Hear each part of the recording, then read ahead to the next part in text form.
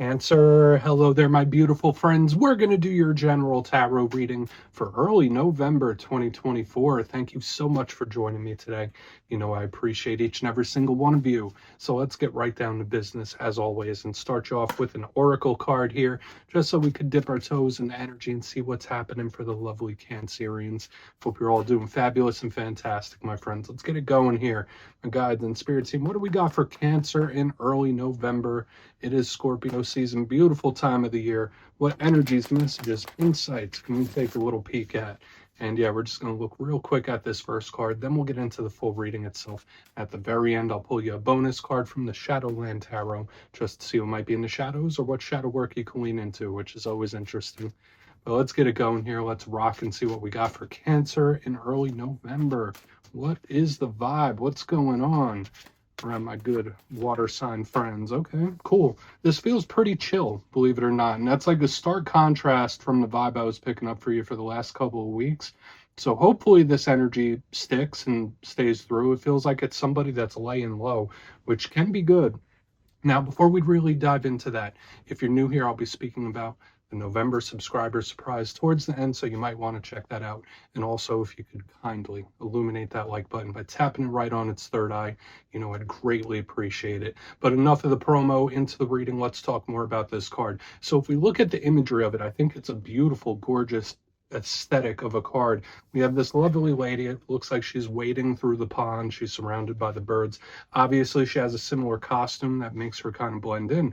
That's why the first message I always give is that this is a chill, relaxed, laid back, or blending in type of mode. So for some Cancerians out there, maybe you're just chilling, doing your own thing, staying in your own lane. Don't want trouble, BS, or drama. This is just someone doing their own thing. For a portion of you, if you're connected with a person or have been having issues with somebody, maybe they're going to take the foot off the gas. Maybe they're going to lay low. To me, this is a big card of not wanting issue. Don't start nothing, won't be nothing. That's kind of the vibe with this card. It does also have links to aesthetics and beauty. So that's another message we could really pick up on for Cancerians. Maybe some of you are going to pay extra close attention or make some changes to your look, whether it's wardrobe or clothing or the body itself. Aesthetics and how you present yourself could be important when this card is here. But for the most part, I'm getting this lay low type of energy from someone. So we're just going to put it right there. You keep laying low. Let's get into tarot now. And yeah, I always say the first card over here doesn't make or break the reading. It's just a little footnote. So let's get you 3 cards in the upright. Then we'll get into that intuitive juiciness. Shuffle it up here for the Cancerians, please. And yeah, while we get this deck shuffled up and ready to go, let's talk about last week's reading. And as I mentioned, for a couple weeks it was pretty fired up, a little volatile. Last week's reading was titled Explosive Action Incoming. Okay, so that could go a whole bunch of different ways.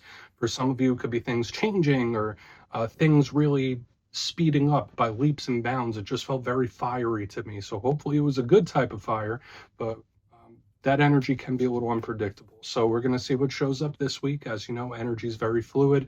It's never set in stone. So only take this how it hits for you, because we could be seeing your vibe or someone that you're linked to. Let's get it going. 3 cards for Cancer. What is the vibe this week? And hopefully it stays similar to that first card we got. Maybe not. I mean, we do have Judgment. That doesn't have to be a bad energy. It's just a lot.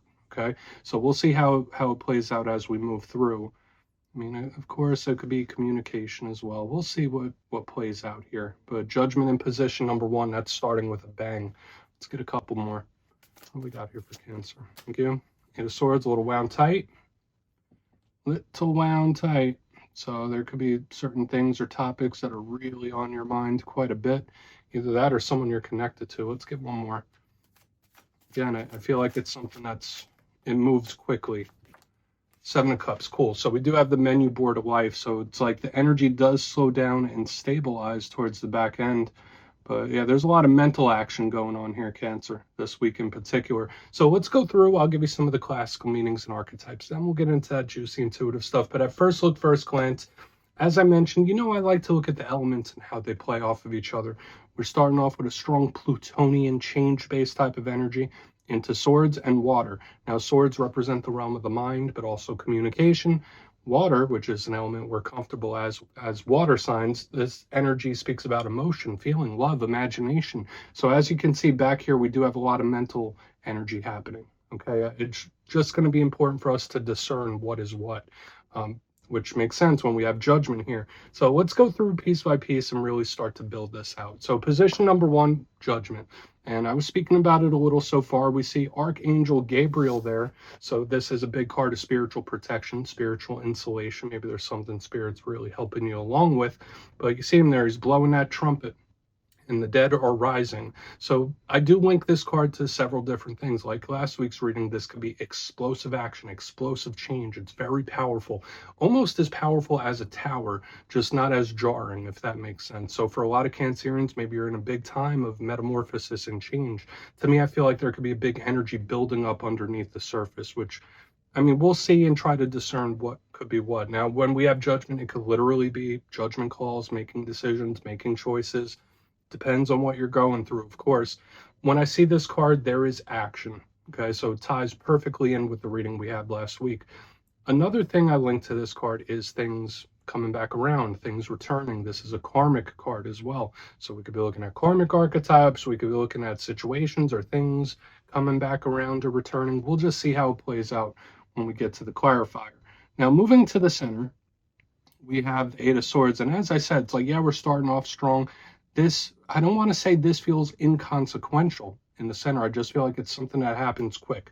It's rapid. It's like a little blip on the radar. That's how it's feeling to me. So we have the Eight of Swords. We see this lady there. She's hoodwinked, bamboozled, blindfolded, surrounded by those swords. This to me is a big card of stress, anxiety, nervousness, overthinking. Sometimes it could be someone that's feeling a little trapped. That could present itself in a lot of different ways. So some of you might have a little bit of cabin fever. Maybe you need to break your routine a little bit when this card is here. But aside from that, I do think of this as a very overthinking type of energy. So whether you're on edge, whether somebody else is on edge, the positive about the Eight of Swords is that, like I mentioned, it's a blip on the radar. As fast as this energy pops up, that's as fast as it goes out. So it's like, if it's a problem, it's like solved quick. If it is something that pops up that needs your attention, boom, solved quick. This isn't something that drags out. So I do like this Eight of Swords for that reason. Like, to me, it just feels, I don't want to say inconsequential because I feel like that lowers it, but it's something that could be worked through, if that makes sense. Now, moving to the back end, we have a bit of a different flavor, although this next card is mental in nature as well. We see this individual, they're standing there and there's 7 cups in front of them, and it's like, which one am I going to pick? I like to call this card the menu board of life. It's somebody, this is a huge card of manifesting, creating what choices and paths you want to walk down. So for some of you, with all this energy, your eyes could be on the future, to the horizon, like, well, which way am I going to go? How's this going to go out next? This is beautiful for that because it tells me you probably have more options or paths than you think you do when this card is here. And it feels like there's a plethora or an abundance of options, which is a good thing. Now, the challenge of this card, or the underlying energy, is that it is linked to the imagination. This could often be somebody daydreaming quite a bit. This could often be somebody fantasizing or just in the mind. That's not always a bad thing. Listen, as a double water sign myself, I totally get it. We have 1 foot in the imagination, 1 foot in the real world, right? There's nothing wrong with that. This could get the creative juices flowing as well. So this can be very beneficial, especially if you're trying to look to the future. This can be good, but when you see it paired with the Eight of Swords, there is a very strong propensity for someone to possibly be thinking on something way too much. So I want to dive deeper in all of it. Let's jump in and clarify. Okay, let's get a good shuffle here. What do we got going on for the Cancerians? What's happening? What is going on? And yes, this is where I go intuitive with the message, which means I just tell you how it feels to me. So feel free to do further research or rely on your base knowledge of tarot, because as you know, every single reading is about the reader's interpretation, and I'm just giving you mine. Let's go in on judgment. Oh, and yes, if you're a reader yourself, please feel free to play along. That's why the box is here. If you're feeling any messages you want to give to Cancer, you could drop it in the comments. I don't mind at all. Okay, judgment time. What's this about? Why is judgment here? Thank you. Indecisive. A little indecisive. This to me does feel like a situation that could be a little bit up in the air. I don't feel like this is somebody being frustrated, but at the same time, I feel like this could possibly be a breakthrough for some of you. So it's like the energy does have a little bit of a split here. The Hanged Man is the complete opposite of Judgment, whereas Judgment is like moving forward, it's explosive, it's fiery, it's change-based. Hanged Man is retracted, pulled back, very similar to the Hermit. So I did mention that kind of lay low type of mode in the very beginning. This Hanged Man does exemplify that as well. But when I see this card underneath Judgment, to me, I just feel an energy building underneath the surface, where it's like it's building, it's building, it's building, it's building, and then boom, that energy just breaks through. For a portion of you, maybe there are things that are a little delayed or things that you're waiting on. That could be very possible for a lot of Cancerians, where it's like, okay, wait and see, or something's still up in the air.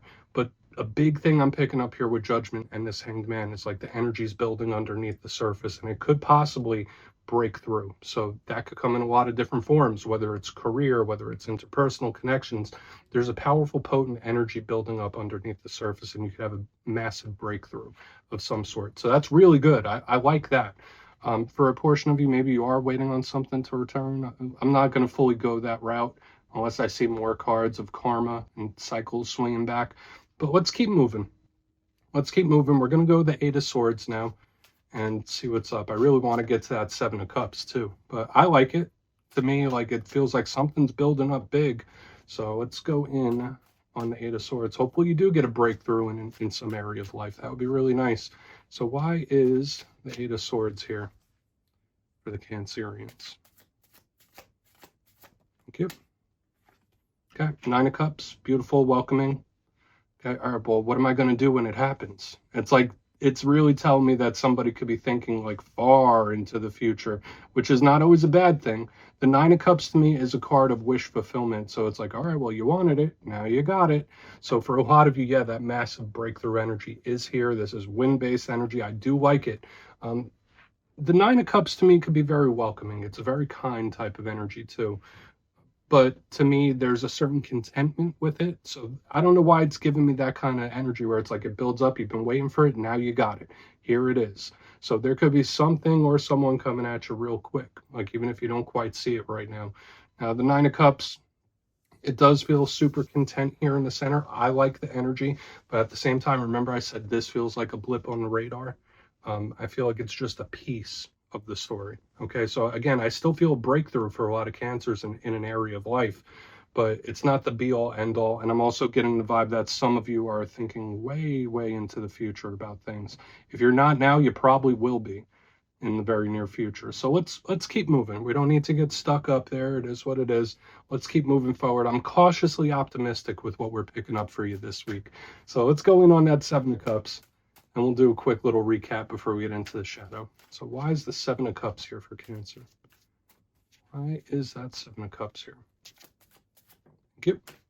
Knight of Cups in the upright, beautiful. That's what we want to see.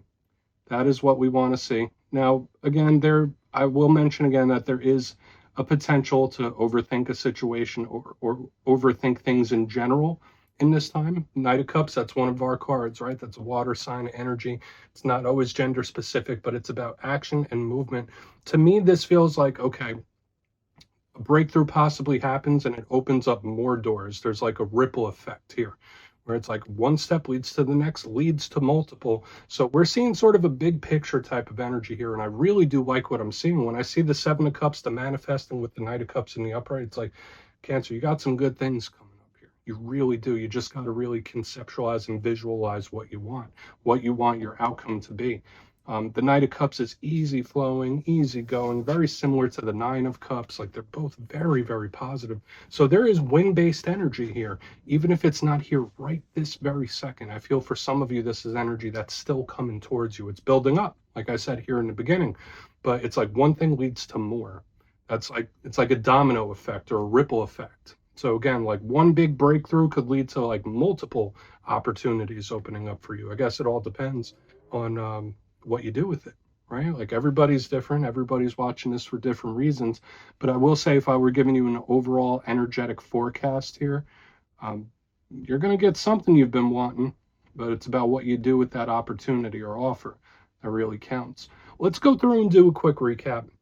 Then we'll get into the shadow card. I like this energy this week because although it still has that explosive tendency to it, it feels great to me overall. Position number one, we're starting here with Judgment and Hanged Man. So as I mentioned, I mean, yeah, maybe there's something you're waiting on, or some of you could be waiting on something to pop back up or return. But the main thing I'm picking up here is something building underneath the surface, like a pressure, and it can lead to massive breakthrough or an explosive breakthrough. Very possible with what I'm seeing here, even if you're laying low right now.